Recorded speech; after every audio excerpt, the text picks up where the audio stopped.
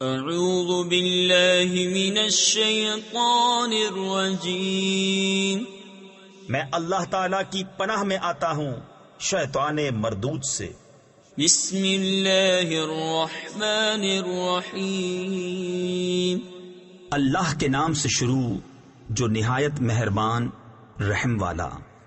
واللیل اذا یغشا والنہار اذا تجلی وما خلق الذکر والانثى ان سعیکم لشتی۔ اور رات کی قسم جب چھائے اور دن کی جب چمکے، اور اس کی جس نے نر و مادہ بنائے، بے شک تمہاری کوشش مختلف ہے۔ فَأَمَّا مَنْ أَعْطَى وَاتَّقَى وَصَدَّقَ بِالْحُسْنَى فَسَنُيَسِّرُهُ لِلْيُسْرَى۔ تو وہ جس نے دیا اور پرہیزگاری کی اور سب سے اچھی کو سچ مانا، تو بہت جلد ہم اسے آسانی مہیا کر دیں گے۔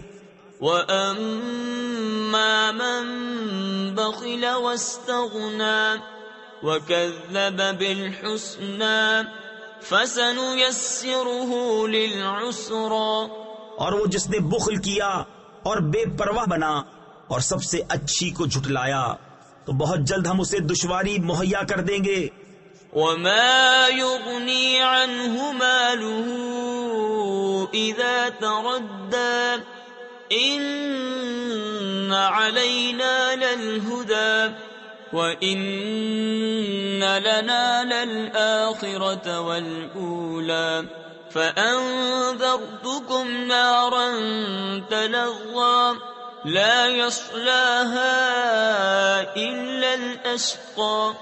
اور اس کا مال اسے کام نہ آئے گا جب ہلاکت میں پڑے گا۔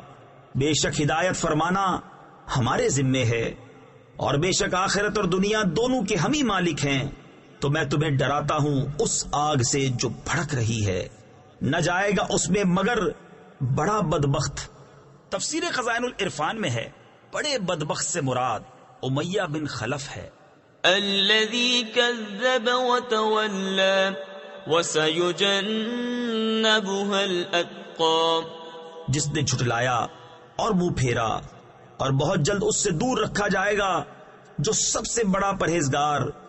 تفسیر خزائن العرفان میں ہے یعنی امیر المومنین حضرت سیدنا صدیق اکبر رضی اللہ تعالی عنہ کو۔ الذي يؤتي ماله يتزكى وما لأحد عنده من نعمة تجزى، جو اپنا مال دیتا ہے کہ ستھرا ہو، اور کسی کا اس پر کچھ احسان نہیں جس کا بدلہ دیا جائے۔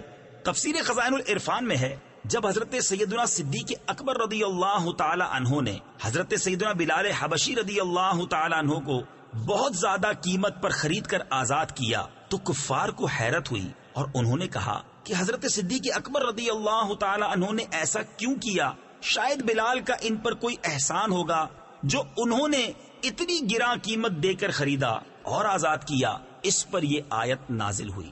تفسیر نور العرفان میں ہے اس آیت مبارکہ سے یہ بھی معلوم ہوا کہ بزرگوں کے فضائل کی اہمیت کو کم کرنا کفار کا طریقہ ہے، اور ان سے کفار کے تان دور کر کے عظمت کو ظاہر کرنا طریقہ الہیہ ہے۔ إِلَّا ابْتِغَاءَ وَجْهِ رَبِّهِ الْأَعْلَى وَلَسَوْفَ يَرْضَى، صرف اپنے رب کی رضا چاہتا جو سب سے بلند ہے، اور بے شک قریب ہے کہ وہ راضی ہوگا۔